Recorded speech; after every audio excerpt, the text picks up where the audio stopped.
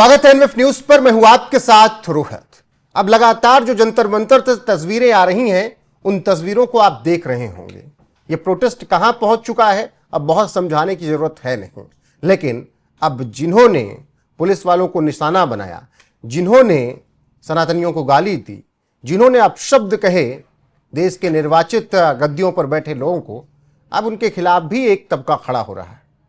CJP के कॉकरोचों और निहंगों के बीच जो झगड़ा हुआ वो सिर्फ झगड़ा नहीं है, वो ये बता रहा है कि अब बात बराबरी की होगी। कैसे? मेरे साथ वरिष्ठ पत्रकार पंकज प्रसून है, उनसे ही चर्चा करेंगे। पंकज जी, ये जो तस्वीरें आ रही हैं, क्या ये आपस में क्रेडिट लेने की लड़ाई हो रही है या फिर सबक सिखाने वाली लड़ाई?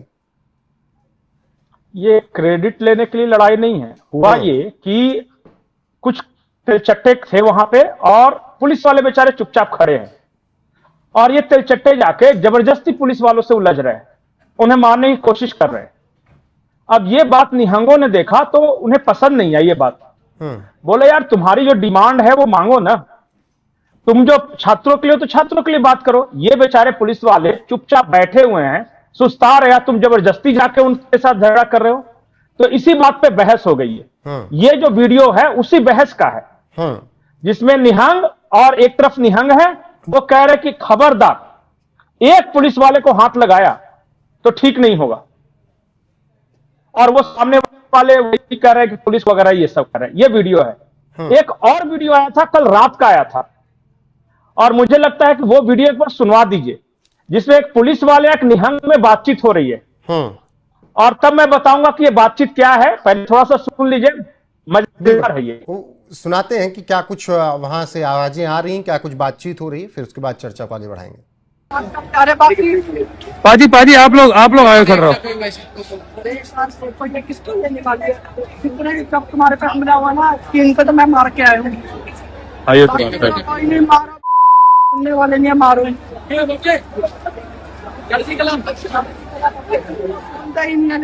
नहीं सुन रहे पाजी, हम समझा करके पागल हो गए।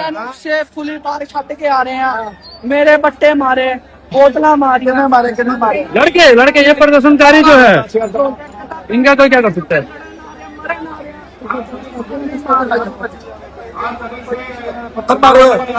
पत्थर ईंट आपकी भी लड़ेंगे।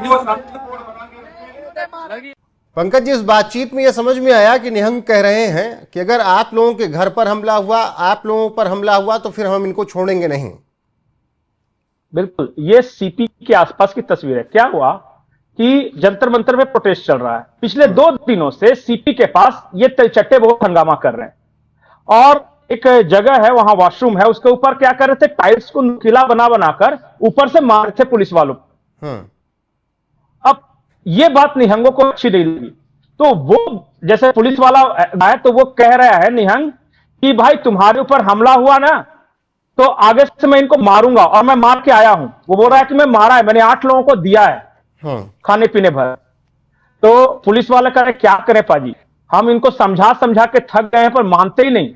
बोले कि ये समझाने से नहीं मानेंगे, इनका उपाय हम करेंगे। ये बात कह रहा है, ऐसे तो अराजकता बढ़ती जाएगी जो है वो नहीं। कभी कभी क्या होता है ना कि देखिए, पुलिस तो अपना काम कर रही है, वो संविधान के दायरे से बंधी हुई है, वो सरकार के आदेश के अनुसार बंधी हुई। ये अनकंट्रोल्ड हो रहे हैं भाई। जो मूल हमारा विषय है उसको छोड़ के कोई कह रहा है जहां दिखे पुलिस वहां मार डालो, ये कोई तरीका है? तो आखिर पुलिस वाले भी तो इंसान ही है ना, वो भी तो इसी देश के नागरिक हैं। ये बात हमारे सिख भाइयों को पसंद नहीं आई। तो जाइए, कंट्रोल करना है तो दोनों कंट्रोल कीजिए। और एक बार अगर निहंग बिगड़ गए, 2 बातें उनकी सिर्फ है। जो निहंगों ने कहा है कि देखो, तुम हर चीज में हम तुम्हारे साथ हैं, बेवजह पुलिस वालों पर हमला नहीं। अगर पुलिस वाला लाठीचार्ज कर रहा है, कुछ गलत काम कर रहा है, तब तुम करो तो हम तुम्हारे साथ रहेंगे। लेकिन ऐसा नहीं कि कहीं से वो गुजर रहे हैं, बैठा हुआ है, तुम हमला करोगे। ये पहली बात, ये कबूल नहीं। दूसरा, महिलाओं पर हमला नहीं। ऐसा नहीं, कोई महिला पत्रकार आई तो उसके कपड़े फाड़ दिए, आईडी का, बोले ये काम नहीं करने दूंगा मैं। बाकी हर तरह से मैं तुम्हारे साथ शामिल हूं। अब एक और सिख भाई है, वो जंतर मंतर पर हैं, और वो क्या कह रहे हैं इस पूरे विषय पर, एक बार आप सुना दीजिए। बिल्कुल, वो ही बयान सुनिए। तो इस टाइम पे आप खड़े हैं जी जंतर मंतर, ਤੁਸੀਂ ਆ ਦੇਖ ਸਕਦੇ ਹੋ। ਤੇ ਇੱਥੇ ਨਾ ਇੱਕ ਚੀਜ਼ ਮੈਨੂੰ ਬਹੁਤ ਬੁਰੀ ਲੱਗੀ ਬਈ ਸਟੂਡੈਂਟਸ ਦਾ ਜਿਹੜਾ ਮੁੱਦਾ ਸੀਗਾ, ਉਹ ਸਟੂਡੈਂਟ ਦਾ ਮੁੱਦਾ ਇਕੱਲਾ ਸਟੂਡੈਂਟ ਦਾ ਮੁੱਦਾ ਨਹੀਂ ਰਹਿ ਗਿਆ। ਇਸ ਟਾਈਮ ਤੇ ਇੱਥੇ ਬਹੁਤ ਆਪਣੀਆਂ ਰੋਟੀਆਂ ਸੇਕਣ ਆ ਗਏ ਆ ਬਾਹਰ ਆੜੇ, ਤੇ ਇੱਥੇ ਸਟੂਡੈਂਟਸ ਤੇ ਮੇਰੇ ਹਿਸਾਬ ਨਾਲ ਮੈਨੂੰ 20% ਵੀ ਪੂਰੇ ਨਹੀਂ ਦਿਖ ਰਹੇ ਸਟੂਡੈਂਟਸ। ਪਤਾ ਨਹੀਂ ਹੁੱਲੜਬਾਜ਼ ਜ਼ਿਆਦਾ ਦਿਖ ਰਹੇ ਆ, ਜਿਹੜੇ ਗਾਲਾਂ ਜਿਹੜੇ ਜ਼ਿਆਦਾ ਵਰਤ ਰਹੇ ਆ ਉਹ ਲਗਾ ਲਓ, ਜਾਂ ਪੁਲਿਸ ਵਾਲਿਆਂ ਨਾਲ ਪੰਗੇ ਲੈਣ ਵਾਲੇ ਉਹ ਜ਼ਿਆਦਾ ਉਹ ਲਗਾ ਲਓ। ਯਾਰ ਸਟੂਡੈਂਟਸ ਨੂੰ ਮੈਂ ਰਿਕੁਐਸਟ ਕਰਦਾ ਬਈ ਇੱਧਰ ਆ ਰਹੇ ਹੋ ਤਾਂ ਸੰਭਲ ਕੇ ਆਇਓ, ਕਿਉਂਕਿ ਸਟੂਡੈਂਟਸ ਮੈਨੂੰ ਇੱਥੇ ਨਹੀਂ ਦਿਖ ਰਹੇ। ਇੱਥੇ ਉਹ ਵਾਲੀਆਂ ਗੱਲਾਂ ਤੇ ਹੋ ਹੀ ਨਹੀਂ ਰਹੀਆਂ, ਉਹ ਵਾਲੇ ਨਾਰੇ ਤੇ ਲੱਗ ਹੀ ਨਹੀਂ ਰਹੇ ਬਈ ਉਹਨਾਂ ਨੂੰ ਰਿਜ਼ਾਈਨ ਦੇਣਾ ਚਾਹੀਦਾ ਹੈ ਜਾਂ ਜੋ ਵੀ ਹੈ। ਜਿਹੜੇ ਮੁੱਦੇ ਨੂੰ ਲੈ ਕੇ ਇਹਨਾਂ ਨੇ ਮੋਰਚਾ ਸਟਾਰਟ ਕੀਤਾ ਸੀ, ਉਹ ਮੋਰਚਾ ਨਹੀਂ ਦਿਖ ਰਿਹਾ ਹੁਣ ਇਸ टाइम पे। बाकी महाराज कृपा करे। पंकज जी, जो बात कह रहे हैं यहाँ सरदार जी, वो बात अगर आप ग्राउंड पर जाएंगे, जंतर मंतर पर जाएंगे तो समझ में आएगा। हजारों लोगों से मैंने वहाँ पर बात की, बहुत बहसबाजी हुई, तीखी बयानबाजी भी हुई, वार पलटवार भी हुआ, लेकिन मुझे नीट के एस्पिरेंट नहीं मिले।